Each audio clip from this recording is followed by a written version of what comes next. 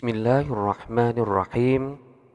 Wa fi riwayatit Tabrani an Abi Hanifah jalisul kubara'a wasailul ulama'a wa khalitul hukama'a. Wa fi riwayatit Tabrani, dan dalam riwayat At-Tabrani, an Abi Hanifah, diceritakan dari Abi Hanifah, jalisul kubara, hendaklah bergaul siapa kalian al-kubara kepada kubara, wasailul ulama, dan hendaklah bertanya siapa kalian al-ulama'a kepada ulama, wa khalitul hukama'a, wa khalitu, dan hendaklah dekat siapa kalian al-hukama'a kepada hukama. Wa fi riwayatin, dan dalam suatu riwayat yang lain, jalisil ulama'a, hendaklah berkumpul siapa engkau al-ulama'a kepada ulama, wa sahibil hukama'a, dan hendaklah menjadikan teman siapa kamu al-hukama'a kepada hukama, wa khalitil kubara'a, dan hendaklah dekat siapa kamu al-kubara'a kepada kubara. Artinya, fa innal ulama'a thalathatu aqsamin, maka sesungguhnya ulama itu thalathatu aqsamin, ialah terdapat 3 bagian, terdapat 3 kelompok. Al-ulama'u bi ahkamillahi ta'ala wa hum ashabul fatwa. Al-ulama'u ialah ulama bi ahkamillahi ta'ala, dengan pengetahuan tentang hukum-hukum Allah. Wa hum, adapun ulama tersebut, ashabul fatwa, ialah ulama-ulama yang berhak untuk memberikan fatwa.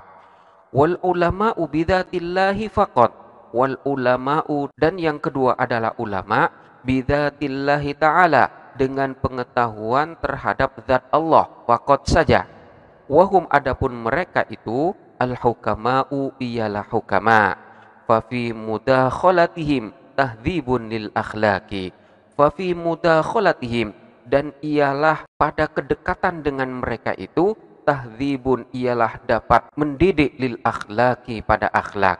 Li'annahum asyraqat qulubuhum bi ma'rifatillahi, li'annahum, karena sesungguhnya mereka asyraqat, bersinar, qulubuhum, apa hati-hati mereka, bi ma'rifatillahi, dengan ma'rifat kepada Allah. Wa asyraqat asraruhum bi anwari jalalillahi, wa asyraqat, dan bersinar, asraruhum, apa rahasia-rahasia mereka, bi anwari jalalillahi, dengan sinar-sinar keagungan Allah. Wal ulama'u bil kismaini wa hum al kubara'u, wal ulama'u, dan adapun yang ketiga, bil kismaini, ialah ulama yang berada di tengah-tengah di antara 2 kelompok yang di atas. Wa hum, adapun al ulama al kubara'u, ialah kubara. Fa inna mukhalafata ahlillahi tuksibu ahwalan saniyatan. Fa inna mukhalafata ahlillahi, karena sesungguhnya dekat dengan ahlillah, tuksibu, ialah dapat memberikan pengaruh, ahwalan, kepada keadaan-keadaan, saniyatan, kepada menjadi lebih baik. Wan naf'u bil lahdhi fawqan naf'i bil lafzi, wan naf'u bil lahdhi, adapun mendapatkan manfaat dengan melihat kebiasaan-kebiasaan mereka, fawqan naf'i bil lafzi, ialah berada di atas manfaat bil lafzi, dengan ucapan-ucapan mereka. Faman nafa'aka lahdhuhu nafa'aka lafdhuhu, paman, makan adapun barang siapa nafa'a, yang dapat memberikan manfaat ka kepadamu, lahdhuhu, apa kebiasaannya man, nafa'a, maka akan memberikan manfaat ka kepadamu, lafdhuhu, apa ucapannya man. Waman la fala, waman, dan adapun barang siapa la, tidak, artinya kebiasaannya itu tidak memberikan manfaat kepadamu, fala, maka ucapannya pun tidak dapat memberikan manfaat pula. Dalam sebuah riwayat Imam Tabrani yang diceritakan dari Abi Hanifah, bahwa beliau berkata, hendaklah kalian berkumpul atau bergaul dengan para pemimpin, dan bertanyalah kalian kepada para ulama, dan dekatlah kalian dengan para hukama. Dalam suatu riwayat yang lain disebutkan, berkumpullah dengan para ulama, bersahabatlah dengan hukama, dan dekatlah dengan kubara. Dalam hal ini ulama dikelompokkan menjadi 3 golongan. Yang pertama adalah ulama, yaitu orang-orang alim yang pengetahuannya luas tentang hukum-hukum Allah. Dan mereka itu berhak memberikan petunjuk ataupun nasihat. Kemudian yang kedua adalah hukama, yaitu orang-orang yang hanya mengetahui terhadap zat Allah saja. Dekat dengan mereka dapat membuat watak menjadi terdidik, karena dari hati mereka bersinar cahaya makrifat mengenali zat Allah. Yang lebih dekat lagi adalah rahasia-rahasia yang lain, dan dari jiwa mereka terpantur sinar keagungan ilahi. Dan yang ketiga adalah kubara, yaitu orang yang dianugerahi makrifat tentang hukum-hukum Allah dan juga terhadap zat Allah. Berkumpul dengan orang alim, yaitu ahli Allah ini, dapat mendidik tingkah laku menjadi lebih baik. Hal ini tak lain karena pengaruh kebiasaan-kebiasaan mereka yang tentunya lebih baik daripada dengan lisan. Jadi kebiasaan seseorang yang dapat memberikan manfaat kepadamu tentu akan bermanfaat pula ucapannya bagimu. Begitu pula sebaliknya. Kaidah nahwu dan shorof yang perlu kita perhatikan di sini, kita perhatikan lafadz hanifata, an Abi Hanifata. Hanifah di sini dalam keadaan jer sebagai mudhof ilaih. Namun tanda jernya di sini dengan menggunakan fathah karena Hanifah termasuk isim ghairu munsharif. Mani atau penghalang yang berupa ilat yang terdapat pada lafadz Hanifah di sini ada dua. Yang pertama adalah karena Hanifah termasuk alamiah, yaitu berupa nama, dan yang kedua karena pada lafadz Hanifah di sini terdapat tanda taknis, yaitu berupa tak marbutoh. Sehingga di sini dibaca an Abi Hanifata, tidak an Abi Hanifati.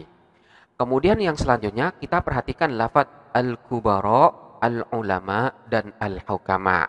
Ketiga lafadz tersebut sebenarnya termasuk dari isim ghairu munsharif, karena pada lafadz-lafadz tersebut terdapat ilat yang berupa alif taknis mamdudah.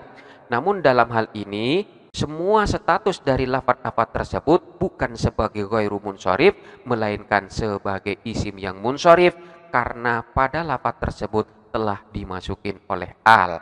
Sehingga ketika lafadz-lafadz ini dalam keadaan jer, tanda jernya tidak menggunakan fathah melainkan menggunakan kasroh sebagaimana jamak taksir. Namun kedudukan dari masing-masing lafadz tersebut dalam susunan ini adalah sebagai maf'ul bih, sehingga tanda nasabnya dengan menggunakan fathah. Jalisul kubara'a wasailul ulama'a wa khalitul hukama'a. Selanjutnya kita perhatikan lafadz al-fatwa, wahum ashabul fatwa. Al-fatwa ini dalam keadaan jer sebagai mudhof ilaih, namun tanda jernya di sini tidak dapat ditampakkan karena termasuk dari isim maksur, di mana lafadz ini diakhirin dengan alif lazimah, artinya alif yang tetap, alif yang asli dan bukan alif tambahan. Dan selanjutnya kita perhatikan lafadz asyraqat qulubuhum. Asyraqat ini adalah merupakan fi'il madhi di mana pada bentuknya ini ditambah dengan tak taknis di akhirnya. Hal ini menunjukkan bahwa fa'il daripada fi'il ini berupa isim muannas, dan di dalam susunan ini fa'ilnya adalah lafadz qulubuhum. Kenapa lafadz qulubun ini dianggap sebagai isim muannas? Karena lafadz qulubun ini adalah merupakan jamak taksir yang ghairu akil, jamak taksir yang tidak memiliki akal. Dalam kaidah dinyatakan setiap jamak yang ghairu akil maka itu dianggap sebagai mufrad muannas. Kullu jam'in muannatsun. Karena lafadz qulubun ini sudah dianggap muannas sekalipun berasal dari lafadz yang mudzakkar, namun karena sudah dijamak menjadi jamak yang ghairu akil, maka pada fiilnya ini pun ditambah dengan tanda taknis yang berupa tak taknis. Hal tersebut juga berlaku pada lafadz asyraqat asraruhum. Lafadz asrarun ini berasal dari lafadz sirrun, yaitu berupa isim mufrad yang mudzakkar. Namun ketika sudah dibentuk jamak, maka jamak ini masuk dalam kategori jamak taksir yang ghairu akil, sehingga sekalipun memiliki makna jamak namun secara lafadz dianggap sebagai mufrad muannas. Dengan demikian, pada bentuk fiilnya ditambah dengan tanda ta'nis yang berupa tak ta'nis. Wallahu a'lam bishawab.